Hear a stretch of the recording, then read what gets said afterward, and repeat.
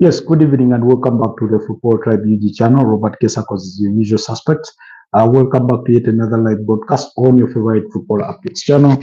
I hope you're doing well. I hope you've had a wonderful start to the week. It's a Monday night slash evening, 17 minutes past the top of the hour of 11 p.m. This is a kind piece of information that I want to put across just in case.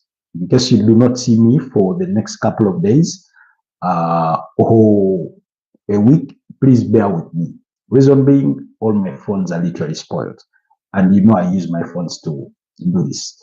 And I do not know whether I can get a quick fix, but I'll figure out something. But should it be in the event that I cannot show up here, please understand that those will be the sole reasons as to why I may not be able to make it on here. Otherwise, allow me have our audience tested, make sure everything does check out before we even go any further for our topic tonight. Um, I'm sorry I have to get a shower due to wet condition, my rugby training. Okay, so it also rains, so your phone is broken. It's not broken, it's almost broken. I don't know if you're familiar with some phones, but they develop those lines, across the screen. So it looks like it's heading that way to break down.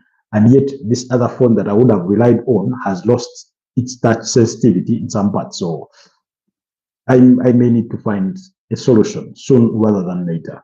I'm going to miss you. I'll do my best to make sure that I return so that we can continue this engagement that we started. But in case I do miss, that may be the sole reason as to why. But I'm trying to figure it out. I'm just hoping, against hope, that things do align my way, and then I find a quicker solution before everything goes to shit. So, but it's understandable, LFC, and I'll miss every one of you in case that is the the eventuality of things. But I hope it doesn't come to that. I really, really hope it doesn't come to that. I don't know. I'm so accustomed to being in front of the screen that sometimes, even when I miss a broadcast, I'd be like, "Oh, my people." And at least I should be getting one and say a thing or two. That's why even sometimes when I'm late, like really really late, I'll jump on here and at least we'll do a couple of minutes, maybe 15, 20 yards, and I'll take it from there. But I never really really want to miss out on any given day. But yeah, that's the situation at hand. uh I'm hoping against hope that things do take a different direction than what they appear to be taking at the moment. Anyways, today we will be discussing a Manchester United back. Is there something to be jubilant about following that weekend victory over Sunderland? Why have Liverpool fallen off? We will be getting insights on that, or I'll be giving you my perspective about that. Our morning show did revolve pretty much around the fans' boycott in the Uganda Premier League, and in the aftermath of a very, very bad weekend, which led to, a football, which does not really happen very, very often, being on the front pages of one of our leading dailies. That's Truth Every Day, the Daily Monitor. It sort of, in some way, it may have forced people's hands maybe to start thinking or to start rethinking their strategy. Of course, it's a cold night slash evening. Uh, there was a heavy, heavy downpour today across the capital, Kampala. Some places downtown did flood because of so many things. Some that you may agree with or you may not agree with, but that's the reality of it. But anyways, all that notwithstanding, the reason as to why I bring up what we did discuss in the morning is because today the Federation of Uganda Football Associations did put out a message on their official handles saying that there was said to be an executive emergency meeting of some sort. And the last time we had had something of that realm, was back in 2021 or around that period, because football had come to a standstill due to COVID-19, and eventually what happened was an entire season was cancelled. So that's what really happened.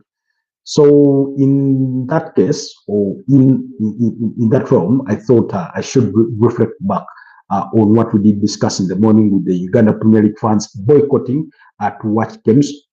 It's not 100% boycott, but you could put it at a 98% or 99% sort of boycott, because the Mandela National Stadium that was set to host a doubleheader between Kitara and Vipers, as well as Sports Club Villa and KCCA, they literally, the only fixture that was played, that was KCCA beating up against Sports Club Villa by 2-1.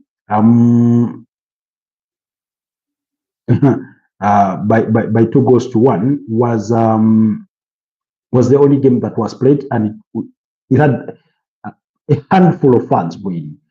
So the earlier fixture, which was supposed to be between Kita and Vipers, that one was boycotted or was forfeited for the side of Vipers, because they wrote to the Federation and the Uganda Premier League Secretariat and informed them that they were not going to show up for those fixtures. They were not going to honor them, that they were boycotting the new format of the league.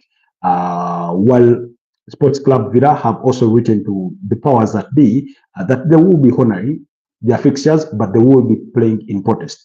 So that's also a message of its own. The other club that had put in writing their protest had been KCCA, but given that it's an institutional club, they were cowed into suppression, or in line, sort of, in a way. So I'm trying to find out whether there's any.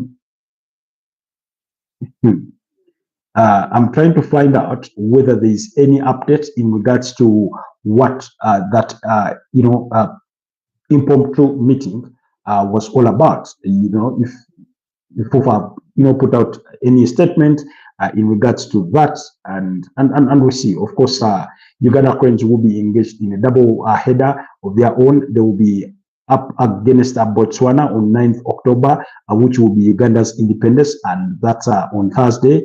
Thursday will be a public holiday. Then on 14th of the same month, Uganda will also be playing away against Algeria. So that's the double header of fixtures that Uganda Cranes will be engaged in. They will play on Thursday, and then they will play on Tuesday the subsequent week for the FIFA World Cup qualifiers of 2026. And yeah, so in that context, then also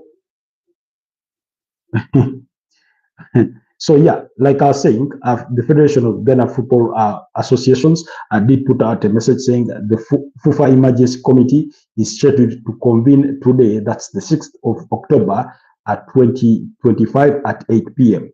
Now, as I speak, it's been, let's say, 8, 9, 10, almost 3.5 hours later, but no other statement has been put out in regards to whatever the particulars of that meeting was. Is it about the league? Is it about the Uganda Cranes? Nobody knows, but your guess is as good as mine. However, I can only speculate that chances are high that it is about the Uganda Premier League, given what has been experienced in the few games that have so far been played across the new league format. And in that new league format, like I told you yesterday, some teams have played 2 games while others have played only 1. And, Vipers has chosen to boycott. Then also the Federation of Uganda Football Associations did come out to clarify on Dr. Lawrence Mlinda's statements that the winners of the league and Uganda Cup from last season had not yet been paid their prize monies as promised. And the Federation of Uganda Football Associations, according to their official Twitter handle, or X handle, formerly known as Twitter, did put out, said, for guidance, FUFA has dispersed all prize money to Uganda Premier League clubs for the 2024-2025 season. The only outstanding payment is the Uganda Cup prize money, pending a receipt of funds from sponsors. So that's the clarification that they did provide. But also, before we go away to the international scene, I wish to, put out some of the comments from fans, journalists, and people that follow events from this league, or from Uganda football, what they've had to say about the whole new format, the whatever is happening, the boycott, the impasse, whatever you may want to call it.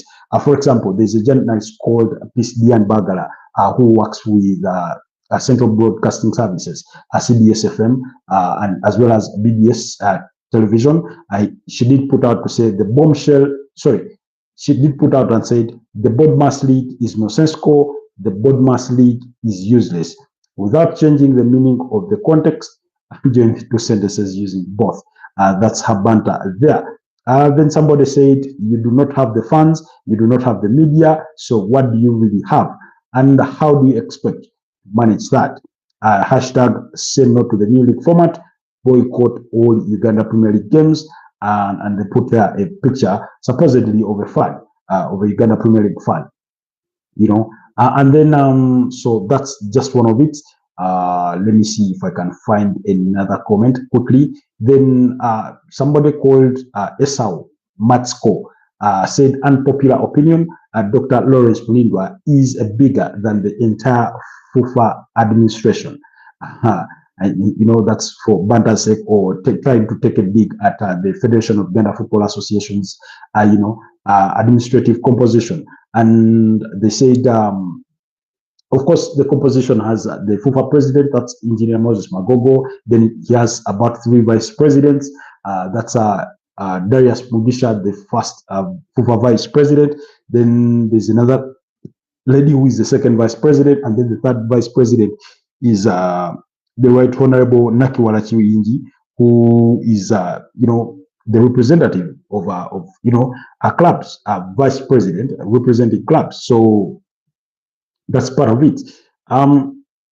So I mean, that's just only like the top brass, and then because it has more like what you pass for the political wing and then the technical wing, because the technical wing on the side of the Federation of Ghana Football Associations is led by the Federation CEO, that's Edgar Watson Sowi, who is oftentimes quiet about these matters,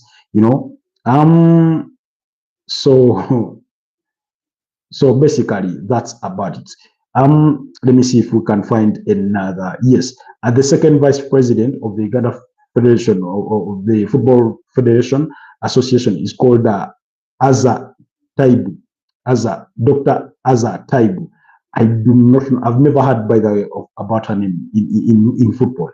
I mean, maybe I'm not the best person when it comes to fingertips information about Ugandan sport or Ugandan football, but that name really doesn't ring a bell. At least I would rather mention Smart Obed, formerly, who did own Sowana Football Club before it was then, I think, sold off to Toro United and something like that.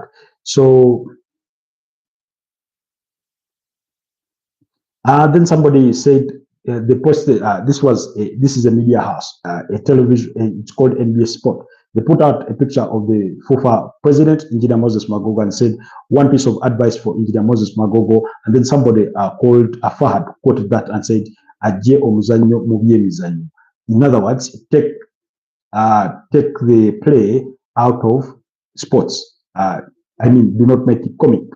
Anyways, so that's I mean, we will keep speaking about this matter. Like I said, I'm trying to source for, other voices, or to see if I can get interviews so that we get to discuss that topic perhaps a bit deeper in regards to the context of the Uganda Football League that is ongoing at the moment. But we will allow us leave that at that, and then go to the gist of tonight's conversation, and that's to do with Manchester United and subsequently Liverpool, if time does allow us. So, Manchester United back. I mean, very positive results. Beat up against Sunderland by 2-0. There are some positives that you look into that game and said, yeah, for the first time, I think this season, Manchester United scored a goal under 10 minutes, So that was a huge positive, a huge takeaway. Brandon Bomo putting in the cross that Mason Mount controls and then scores in quite a spectacular fashion. So I thought that was really, really brilliant. Then we saw in the same weekend, we saw a change of guard in terms of their goalkeeping situation. They dropped Altai by India, who had, started the entire season to replace Andre Onana, who was being not surplus to requirements, but inefficient in his abilities before he was let go. Then, we saw that opportunity that fell to Ahmad Diallo, and he forced the Sunderland goalkeeper into a brilliant save. That was still in the first half. Then we saw another attempt by Brandon Bomo from the outside of the area. So, when you look at their statistics in the game, to say that they had 6 attempts on goal, these were attempts on target. That was really, really positive. Of course, they scored 2, but if it had not been for the goalkeeper, the Sunderland goalkeeper, maybe the result would have been different. So you had Amadou Diallo, Brandon Bomo, and the captain Bruno Fernandes forced the Sunderland goalkeeper into some really, really, really brilliant saves. For the captain, Bruno Fernandes' opportunity, in fact, the Sunderland goalkeeper, whose name does not come quickly off my fingertips, but is called Robin Rawface. Robin Rawface. He sort of, he puts a pump to that ball or to that attempt, and the ball hits the sort of top corner of the crossbar before heading out for a corner, and it was really, really brilliant.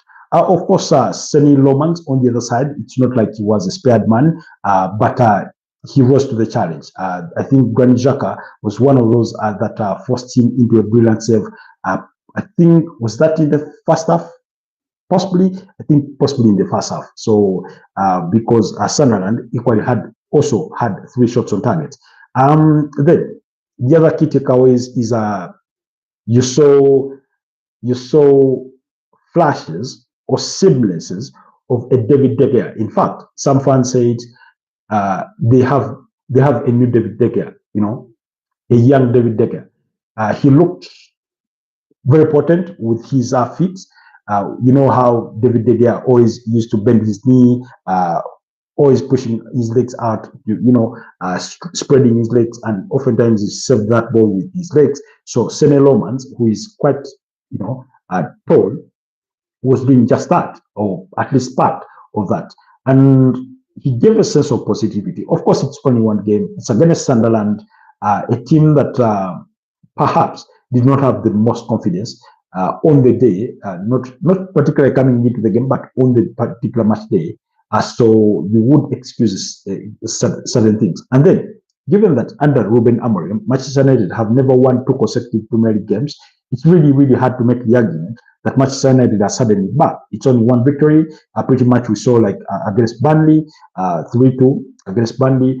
Pretty much like we saw against Chelsea, 2-1, and then the subsequent result did not go their way. So it's always a jump and stop kind of situation with Manchester United. So even if they had put 7 past Sunderland, I still wouldn't confidently sit here and say that Manchester United are back, and so bet your arm on them that suddenly things are going to change.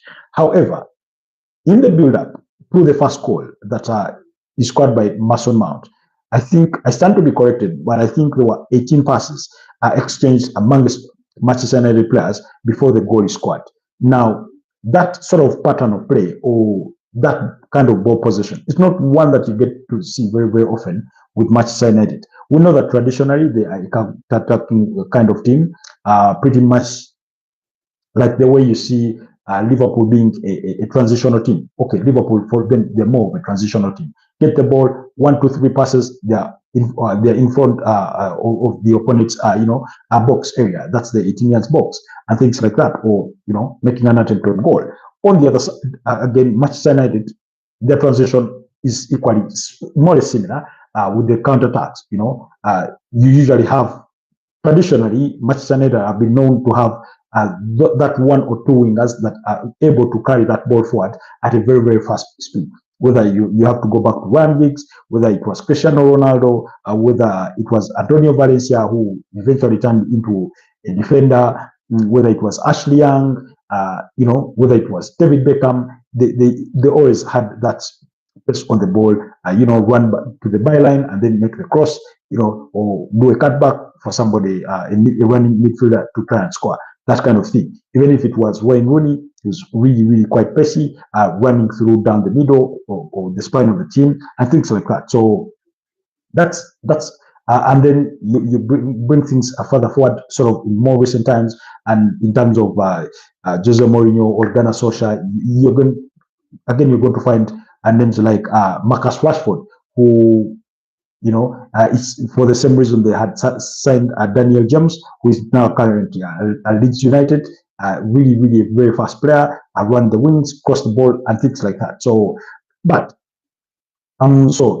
Manchester United being able to string at least 18 passes before that ball is scored in the back of the net, for me was a huge positive. I thought it's something that you can count on, because I've sat here before you on different occasions or on multiple occasions, and I say this without any fear of contradiction, that whenever you watch Manchester United, it was really, really hard for you to say, I observed these patterns of play that give me encouragement that maybe that Ruben Amorim is trying to build this, and I'm not trying to say that pattern of play within the Sunderland game should be the hallmark of us saying that now they have it, or that it is this, but at least that's a sign.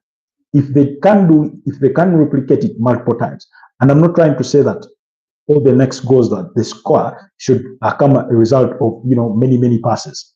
That's not entirely the plot. But if we can start to observe different patterns of play that then culminate into a good attack, into a good goal, into a good attempt on target, then we will have that sense of positivity around Manchester United that, yeah, indeed, whatever he's been building for nearly a year that he's been in charge of Manchester United, because by the time we take the time into early November, I think he will be making a year at the club. So we'll be able to say that, okay, it has taken him an entire year to build, but there is something that is building here, at Manchester United. So I thought, particularly in the weekend, I thought the goalkeeper, Seny Lomans, was a positive, given the couple of saves that he was involved in and how he sort of looked to, when a goalkeeper, when a striker takes a bit of a loose touch or a bit of a lengthy touch on the ball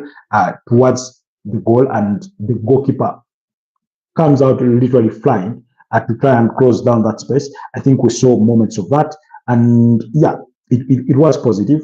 I think even after the international break, we will continue to see Seny Lomans being the target, the number one goalkeeper for Manchester United. Even though, unless it goes suddenly so bad for him, but how bad can it get? Can it get any worse than maybe any worse than Altay Baindia has been? I'm not inclined to believe so, but like I said, he's still new. He's only played one game for Manchester United. There were positives to pick up on. I think you can cling on those, or you can carry that positivity into the next fixture. Unfortunately for him and for Manchester United, is that the next fixture is what you would term as a less desirable fixture if you are introducing a new player to a new league. And for Seny Lomans, unfortunately for him, that fixture will be away to Anfield. Now we know the rivalry that exists between Manchester United and Liverpool, that is as old as English football almost literally is, because their rivalry dates to as far back as the Industrial Revolution and things like that. So we know that rivalry has bred both the best and the worst in these two sides. We know for a fact that at one point Manchester United went to Anfield and they were beaten 7-0, and that was around March 2023. And then we know that last season Manchester United went and picked there a result. They went there and forced Liverpool in a 2-2 draw. When you go back to last season, but one, it was still a 2-2 draw.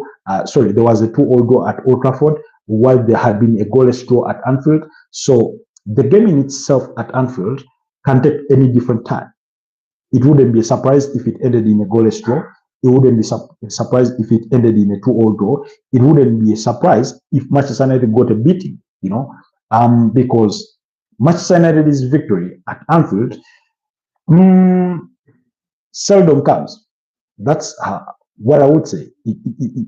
It's really, it's not a very, very usual occurrence. It's one of those rare occurrences that you cannot really, guarantee on and say that, let's say maybe just maybe they will be able to go out and win. While they can go out there to Anfield and pick a point, you will struggle to remember the last time they went there and actually picked a victory. I'm trying to remember or to look around.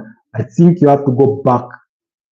I'm really, really trying. I can't even find it, at least in recent memory or times, where you have to go back and find that Manchester United went to Anfield and won a game from there. So it can easily end in a draw. But in the context of a new goalkeeper like Sonny Lomans going to Anfield, that is a hostile environment, given the rivalry that does exist between the two teams. And then two, we know it's a big game. It comes with its own pressure because, like I've always said, and I'll keep saying this, the moment you're playing for a team like Manchester United, the pressure is bound to be there, whether you like it or not. Because it's not, unless you're coming from Real Madrid, you're coming from Barcelona, you're coming from Arsenal, you're coming from Chelsea, you're coming from present-day Manchester City, you're coming from Liverpool, you're coming from Bayern Munich, maybe present-day PSG, maybe you're coming from Juventus, you're coming from AC Milan, Inter Milan. Those are the teams in which I would put in the same basket with Manchester United to say that if you are leaving one of those teams to join Manchester United, you will be already well cognizant of the kind of pressure that comes with playing for a big team. Now, for a player like Sonny Lomans, who has come from Royal Antwerp, only 23 years of age, and we know that you do not find so many goalkeepers at the age of 23 that have that much experience. So there's that bit of pressure that comes with you putting on a Manchester United jersey, then going to a hostile environment like Anfield can easily take a toll on you, and then you have a bit of stage fright or a nervous day out there, and things do not go your way. However, or the good side on the other side, or the positive that Manchester United can carry themselves with going to Anfield is, in the last 3 visits they've gone to Anfield, is that they've not lost a game. They've not lost a game to Anfield. Sorry, at Anfield in their last 3. No, actually, in the last 2 visits, yes, there's been a 2-2 draw, and there's been a goalless draw, and then the other visit is the 7-0 defeat. So those 2 draws can be inspiration to say, yeah, we are capable of going to Anfield and getting a decent result. We are capable of doing that. We can actually do that, because when you look at one of those draws, particularly last season, this was around January. It came at when Liverpool were literally at the height or at the peak of their sort of form, and yet Manchester United managed to go there and frustrate them. So you can't take that, but also you hope that the Sunderland victory gives you an inspiration to carry into a game of that magnitude. Now, I know I said something, I made a similar argument in terms of carrying the positivity in the aftermath of them beating up against Chelsea by 2-1, and then went and lost to Brentford at the GTEC Stadium by 3-1 in literally embarrassing style.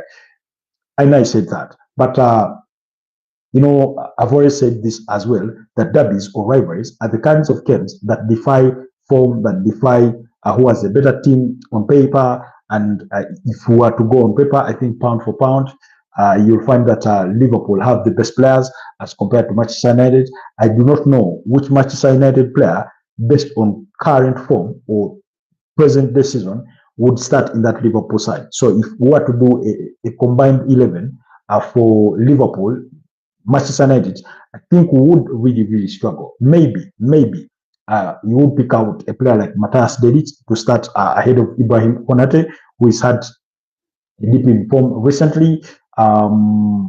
Maybe you take Musa Mazraoui on a good day to start ahead of Jeremy Frimpong, but it depends on the kind of game you want to play.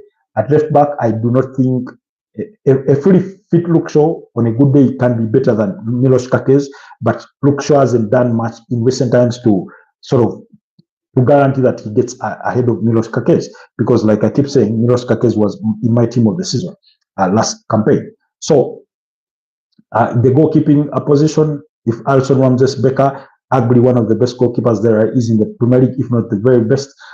When you go to his deputy, Georgi Mamadashvili, I think he's still better than the two goalkeepers Manchester United have, or the three goalkeepers in Tom Heaton, Sene Lomans, and Altai Baindia. Then when we go to the midfield, where you have Ryan Gravenberch, McAllister, and Soboslai, I do not see how much United midfielders get in there.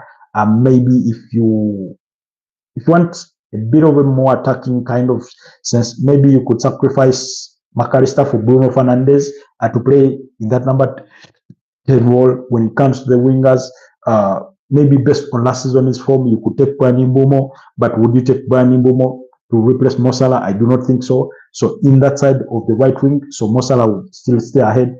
Cody Gakpo, does he start ahead of Matthias Cunha? Maybe based on last season's form, you could take Matthias Cunha, but based on this season's form, you cannot take Cunha over Gakpo.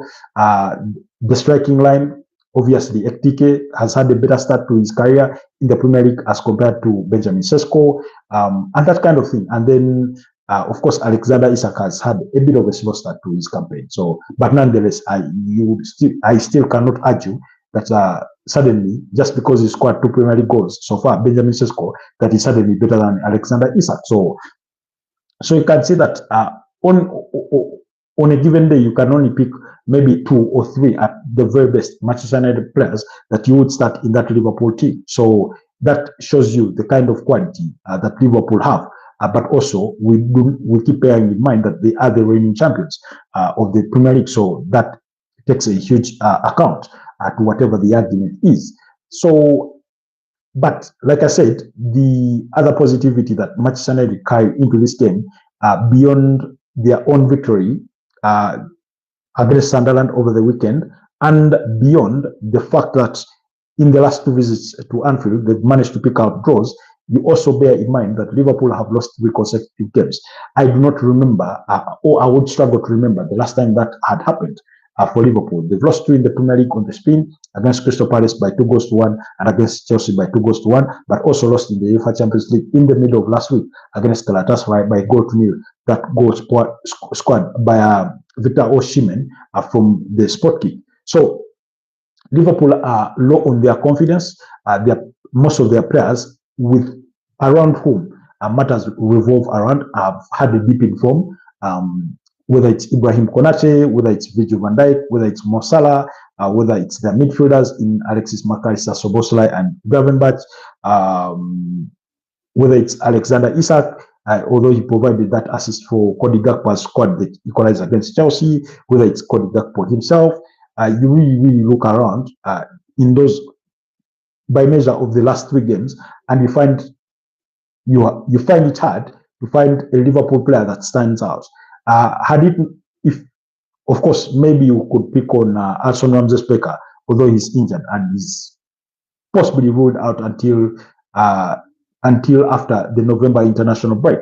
When you take his performance against Crystal Palace, I mean, if he had not had as many saves as he managed in that game, probably Liverpool could have lost with an even bigger margin than just the 2-1. So Manchester United go into that game knowing that Liverpool are not in their best of form. Liverpool themselves will be looking to bounce back to winning ways, or at least will be wanting to pick at least a point, because the last thing they want to face off or to find themselves is a big growing up between them and the top team. That's currently Arsenal. Arsenal that weekend, I think, will be engaged in a London derby against Fulham in that weekend. And I think it's Arsenal that go away to Craven Cottage, possibly. on match day 8. I think that's Saturday's late kickoff. I'm trying to recall. I'm trying to recall. Yes, Saturday's late kickoff. Arsenal will be away to Craven Cottage. So the Liverpool will go into that game having known what the results will have been between Arsenal and Fulham, but also Manchester City at 13 points. They will have already played against Everton. So if Manchester City go ahead and win, that means Liverpool go into their game when Manchester City is ahead of them. If Crystal Palace win against Bournemouth, that means Crystal Palace will be on equivalence of points. If Manchester United beat up against Liverpool, they will be only 2 points behind Liverpool. So you can see there's a lot of motivating factors on both sides to try and get a decent result. Whether they will cancel themselves out, that's a preview we'll have towards that game. So those are my views around Manchester United. Do let me know whether you agree or disagree, and we will expound on that debate. So I'll leave that at that. Let's go to then Liverpool. Liverpool is a team we've discussed before, and today's question is, why have Liverpool suddenly fallen off? Why have Liverpool fallen off? Like I keep saying, there is a video on the channel. That's at go to the channel under the video section. Look out for that video. The question is, are Liverpool a team in crisis? We attempt to answer that question. And that video, as we speak, has about 1,000 views. Let me confirm. Let me just confirm that. Yes, it has about 1,000 views. It was posted 4 days ago before they even lost to Chelsea. So the point I'm trying to make is that for some of the questions that we are going to revisit about Liverpool, is we've already tried to answer at least one of that. So why have they fallen off? I would want to believe, like most good teams, you cannot remain perfect forever, or you cannot really be in the best of form all the time. But I think, and again, this is my personal view about all this. When you look at Arne Slot, he walks into Liverpool last season, and they barely make any signings, but of course Federico Chiesa and Georgi Mamadashvili, who remained with Valencia. Was it Valencia? Sevilla. I need to confirm that. And until he joined, he was left there on loan until he joined this summer. So when you look at that, he was at Valencia, yes, at Valencia. So basically, they are only signed Federico Chiesa. Now he inherits a team who had the previous season, that's 2023-2024, had finished third on the Premier League globe, I think with a tally of about 83 points, which wasn't far off. We're talking about a team that was competing, at some point, were competing for the quadruple. And never mind that they could only, I think, win the Carabao Cup when they beat up against Chelsea by goal to nil in the finals. So that's the kind of team that you're talking about. So it wasn't far off. And like I keep reminding people, Jurgen Klopp had already started the Liverpool rebuild project. So with the incomings of, you go back to Darwin Núñez, Luis Diaz, of course, Gakpo, McAllister, Szoboszlai, Gravenberch. You look at I've mentioned Diaz, but that whole component of players. And then it had retained its spine of Alson Ramsey-Baker, Virgil van Dijk, of course, Ibrahim Konate, inclusive, Mo Salah, that core, Alexander Trent-Arnold and Andy Robertson, that core had remained at the club. So one, the core of the team or the spine of the team was a team that had won the Premier League before. So the experience was there. The leadership was there with those senior players because they won the league during the COVID season. That was 2019-2020. So you look at that squad, and it was a good squad. Then two, they did not get so many injuries. In other words, the core of the team remained on course, so they could field a consistent team that was winning games. Now, it's one thing to have a good team and another to get actually results or to get them playing as a team. But I think when Arne Slot walks in, he doesn't change too much. He looks at the blueprint of Jurgen Klopp. Of course, in terms of their ball retention, they improved on that. But you could see that it wasn't a flip down of what, let's say, Jurgen Klopp was A and now Arne Slot is entirely B. It was an A-B kind of mix. Then two, he had the buy-in of the players right from the onset. And what helped him at the start of the season, they had fairly, what you could call fairly, easier fixtures. Now, there's no easy fixture in the Premier League, but across all competitions, they had fairly easier fixtures. And once they started with winning those fixtures, it gave them the momentum to even win what would pass for very, very difficult fixtures by measure of standards in the Premier League. So they had a good start, they got the momentum, and it carried it through. Then the other thing was, so you had that core team, you had the buy-in of the senior players, you had their leadership, the spine of the team was still there, and everything worked out well. Of course, luck, hard work, luck, and everything all combined. With luck, we speak about the injuries because you get certain decisions because of luck, that's on the match day, but also when you do not have so many injuries, that's another piece of luck. That's really, really good to have. So they played well, they won the league. Now, the teams that were supposed to be rivaling Liverpool for the league title, we know that Manchester City had fallen off. Once Rodrigo Cascante got that anterior cruciate ligament injury in around late September, I think around September 22nd, when they faced off with Arsenal at the Etihad Stadium, Manchester City were never the same team. Never mind that they finished only 3 points behind Arsenal. Now, Arsenal themselves will finish second. They do so many games. Of course, they had so many injuries.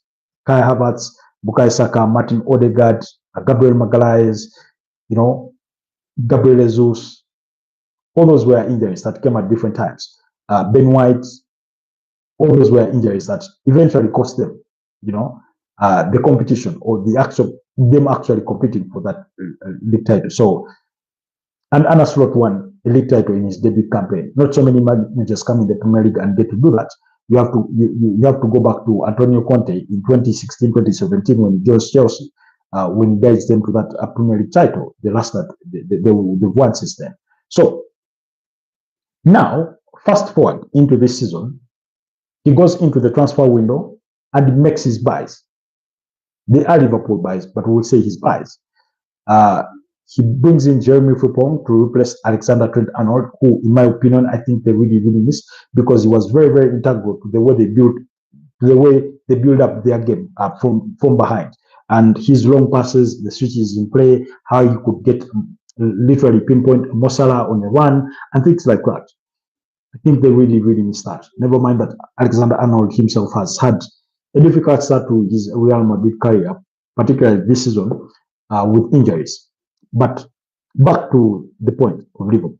Then they changed the left back to Milos Kakes. Milos Kakes is a good player, that is without question, still very, very young, but one too many changes may not be so good. Then in midfield, they want to depart from the midfield trio predominantly played last season of Gravenberch, McAllister, and Szoboszlai, to accommodate an attacking midfielder in the sense of Florian Wirtz, who himself, at the age of only 22, is coming to a new league, which is physically demanding. Maybe the pace is slightly higher than that of the German Bundesliga, and the physicality of it. So it's a new environment. He needs that bit of time to acclimatize to all that and things in that regard. So it's not really been easy for him to adapt, and he's not yet well adapted to that. Then on the other side, you have your star player in Mo Salah, who is having a blip in form. Then you have your defender in Ibrahim Konate, who is equally having a blip in form. Then you lost Alson Ramsey-Specker to an injury. I think it's a hamstring injury. Then Alexander Isak did not have preseason, so he comes into Liverpool. They start the season and he's not 100% fit, so he's trying to really pick himself up and get himself in order. I think when it comes to match full fitness, he's there. He's just still missing that cutting edge because there's a couple of chances that he thought he could have put away against Chelsea. Then, so you have Cody Gakpo, who has not yet really clicked in place. The manager doesn't seem to really want to over-rely or to rely on Federico Chiesa, and yet he's very capable. So, in other words, Arne Slot is now transitioning this Liverpool team into his own image, into his every fiber of belief in terms of style and things like that. So, in other words, he's teaching them more new ways of the way he wants them to play as a team and things like that. So you have new players that have to adapt to the way Liverpool play, but also to the league itself. I think Ektika has adapted well. Jeremy Frimpong is trying to adjust. Milos Kakes is already adapted to the Premier League, but needs to adapt to the way Liverpool play and things like that. So when you combine all those factors, they are bound to affect the team. Now, because Liverpool had started the season winning, of course, they won the opening 5 fixtures on the Premier League, it was easy to mask maybe the underlying challenges. But we knew that defensively, sometimes they were being inefficient because they conceded 2 against Bournemouth, they conceded 2 against Newcastle, they conceded 2 against Atletico de Madrid. Of course, they managed to keep a clean sheet against Arsenal, against Burnley. But in a sense, you sort of felt that Liverpool will get fouled out if they continue playing like that. So when you look at all those factors, I think it does explain why they've fallen off. And then also, you look at in that midfield component, Ryan Gravenberch this season has been apparently been given the permission or the green light to roam the midfield as much as he wants, as opposed to being a deep six that sort of sits back. He's been allowed to push forward, and that's why we saw him score against Everton and create 1 because he had that freedom. Now, that's again a change in how they played last season. Last season, he was a bit more conservative. I remember he was also new to the role of being a deep line midfielder because traditionally he's an 8 and things like that. So that sort of change is partly what has affected them to lose those 3 games on the speed. And in the grand scheme of things, it does explain why they have fallen off in those 3 games. Am I really worried or too concerned about Liverpool? Over the weekend, particularly on Sunday, I was speaking to a friend of mine, or a colleague of mine, who were together at university, the IT class. It's called Derek. He's a Liverpool fan. And I was telling him, look, I understand Liverpool have had this blip in form, but am I too worried? I told him, no, I'm not worried about Liverpool. I know they are capable of bouncing back. They've done it before. And forget not, the league, while it may appear that it's running away from you, you just need to string a run of 3 to 5 good results, and then suddenly you're back into contention or you've closed the gap. That's just how it is. Look at Aston Villa. I think by match day 4, they were 19th on the Premier League log. Now, on match day 6, they win. Match day 7, they win. And have 6 points on board, and suddenly they are out of danger. When you look at, I think the Premier League standings, when you look at the Premier League table, they are closer to, they're in 13th place with 7 points. They are closer to the top 10 than they are to the bottom, because the bottom team in Wolverhampton Wanderers has 2 points, while Aston Villa actually have 9 points. Now, with those 9 points, Manchester United in 10th place have 10 points. So you can see it's only 1 point that separates them in 13th place and the 10th place Manchester United. In fact, it's only 6 points. Sorry, it's only 7 points that separate Aston Villa in 13th place and the current table leaders in Arsenal, who have 16 points. So you can see that it's not too big a gap to catch up on. I mean, all it takes is them win one game, actually win two games, then maybe, let's say, the leaders, Arsenal, have two draws, and suddenly they've lost 4 points, and these ones have covered they've covered with those 4 points, and suddenly the margin of 7 comes to 3, in that sort of sense. So I wouldn't be too concerned. I wouldn't be concerned about what the table readings are at this stage, and that's why, while Manchester United have had a disappointing start to the season, again, it's only 6 points that separate them in 10th place and the top team. That's a difference of 2 games. On a given day, you say, when I meet Arsenal at the Emirates Stadium, I'll beat them. That's 3 points off of them. So difference is 3 points. You take a bet that maybe they will lose to Liverpool or lose to Man City or drop points somewhere, and you've suddenly closed the gap in simple mathematics. It doesn't, of course, always turn out that way, but in terms of table standings, when you look at those teams, in any case, for example, let's look at the 17th place team in Nottingham Forest.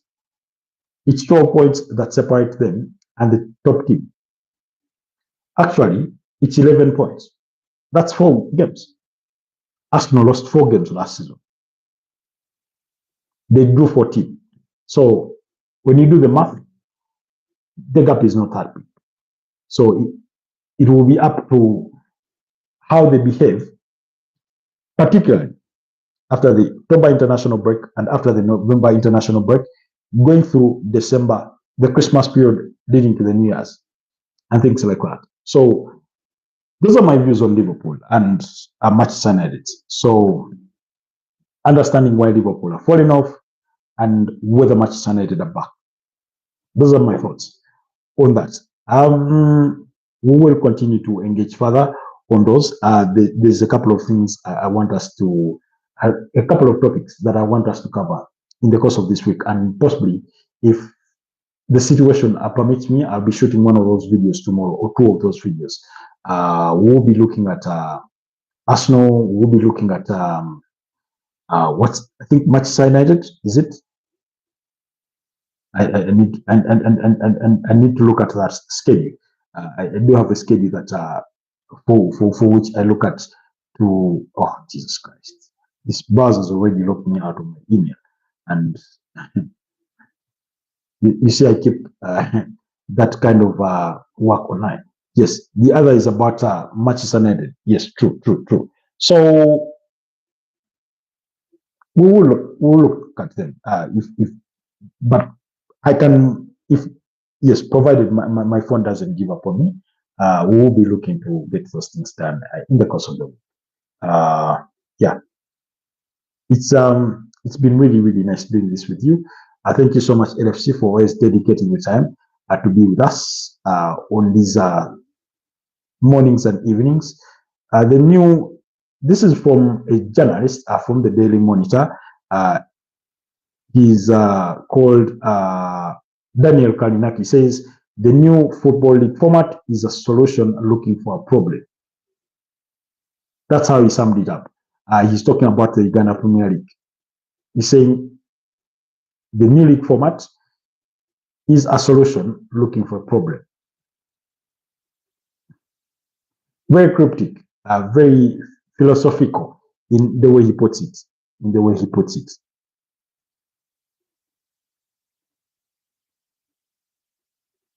So then, okay, let's see if there's any other comments that we can scan for about people's feelings about the new Uganda Premier League format.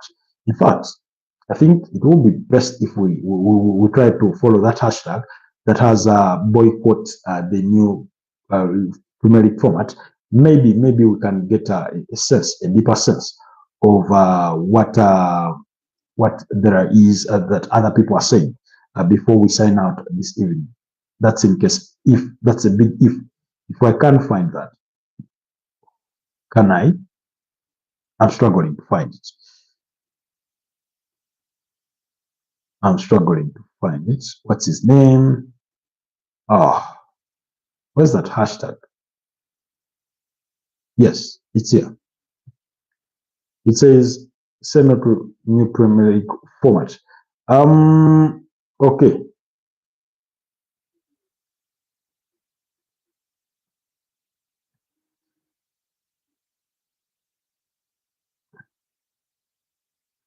Somebody posted a picture of Gianni Infantino, that's the FIFA president, and the CAF president, Patrice Motsepe, and asked, do they know what their representative is doing in Uganda?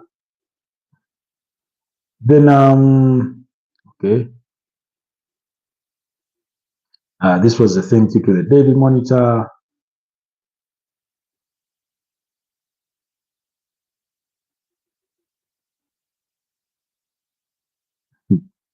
Okay. Somebody posted a picture of an almost empty Nambole Stadium and said, just imagine Simba versus Young at the Benjamin Mkapa Stadium in Dar es Salaam, Tanzania. Just think about it. Can it really happen? I don't think so. Everything will be done to ensure it never happens. Say no to the new Premier League format. Okay. This one said, just finished reading and rereading the new 2025-2026 league format, but to be honest, this is all Magogo's benefits. This is all Magogo's benefits.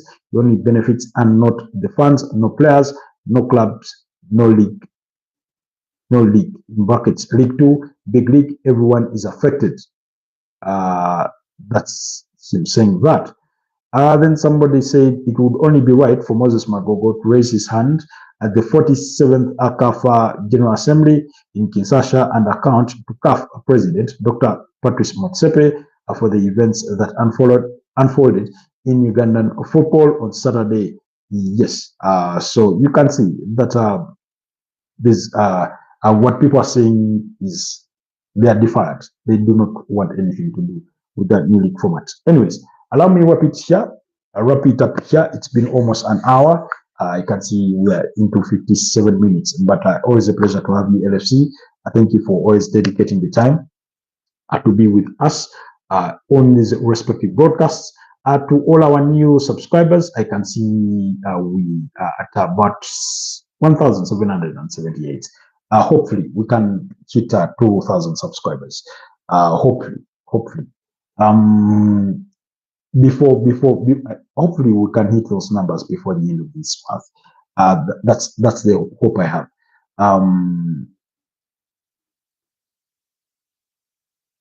Before the end of this month. Anyways, so thank you to our new subscribers. Welcome to the community. I hope you do enjoy your stay here. I hope you go on and engage our content. Give us your views. Share with us the topics that you think we should get to discuss and things like that.